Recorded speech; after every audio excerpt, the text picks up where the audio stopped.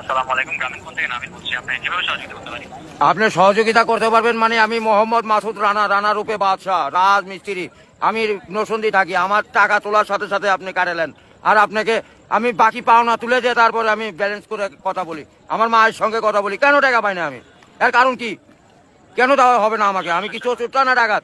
আপনার সমস্যা, সমস্যাই তো আপনার সমস্যা। ইনি problem, don't disturb, okay understand.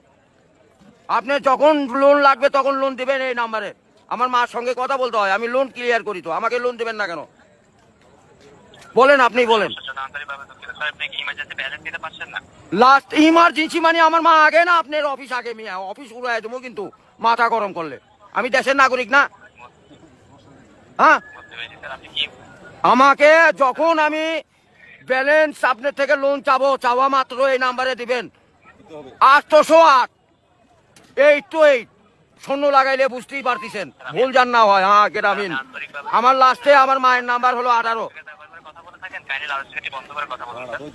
আরে ভাই, মাথাটা নষ্ট হয়ে গেছে। আমি সেই থেকে ছেলেপেলেরা ফোন করেছি, আমি তো ইংলিশ বুঝি না। ইংলিশ কোন মানে? এই আমার সাথে ইংলিশ বলেন কেন? বাংলাতে কথা বলবেন। আপনি বাংলাদেশের নাগরিক না?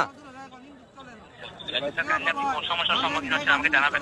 আরে ভাই জানাচ্ছি তো, আমার ইনি প্রবলেম। যখন লোন চাবো তখনই দিবেন, কত জান মনে থাকে? ইমার্জেন্সি ব্যালেন্স যখন চাচ্ছেন তখনই নিতে চাচ্ছেন স্যার। আরে এই যে এতক্ষণ যে কথা যে বলাচ্ছেন, এগুলি কি আপনি টাকা নিচ্ছেন না? নিচ্ছেন কি না সেটা বলেন। স্যার, আমি বুঝতে পারছি কথা স্যার। আমরা রোদের মধ্যে পরিশ্রম করে টাকা কামাই করি, আর এই সোলপল দয়া করে এই মোবাইলে টাকা পড়ছে আপনার সঙ্গে কথা বলার জন্য। ইংলিশ বলবেন না আমার সাথে। মোহাম্মদ মাসুদ রানা ওরূপে বাদশাহ, নাম মনে রাখেন। বুঝতে পেরেছি, ভোটার আইডেন্টি কার্ডে যায় বলেন আমি কে, মনে থাকবে তো ভাই? বুঝতে পেরেছি। আর লাস্টে দেখেন 18 নাম্বার, আমার মায়ের নাম্বার ওটা। আমার মায়ের সঙ্গে কথা বলতে হয়। এটা কি? আমি আসি নরসিংদী, কোথায়? রাজশাহী বিভাগ। বুঝতে পারলেন? বুঝতে পেরেছি।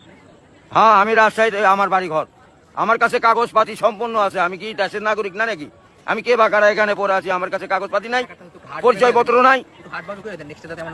এই লিস্টে জানে এরকম না হয়, এটা প্রবলেম দেখা দেয়। বুঝছেন বড় ভাই? আপনি কি ইমার্জেন্সি ব্যালেন্স দেওয়া হয় বলছেন স্যার?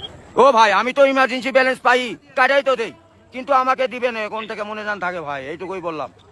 বুঝতে পেরেছি স্যার। আপনার ব্যালেন্স যখন স্যার 30 টাকার নিচে হচ্ছে, তখন স্যার আপনাকে ইমার্জেন্সি ব্যালেন্স দেওয়া হবে স্যার। হ্যাঁ, মানে চাওয়া মাত্র দিবেন, তারপরে যদি বাকি না দেয় সড়ক তখন তো বলবেন। আমি তো এতদিন দিয়ে আসছি, আর এখন দিব না মানে? এখন তো দিবই আমি। বুঝতে পেরেছি স্যার।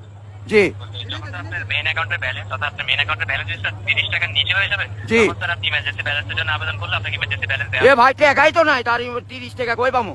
এক টাকাই তো ফোনে নাই। গাড়িটা যায়। Let's go.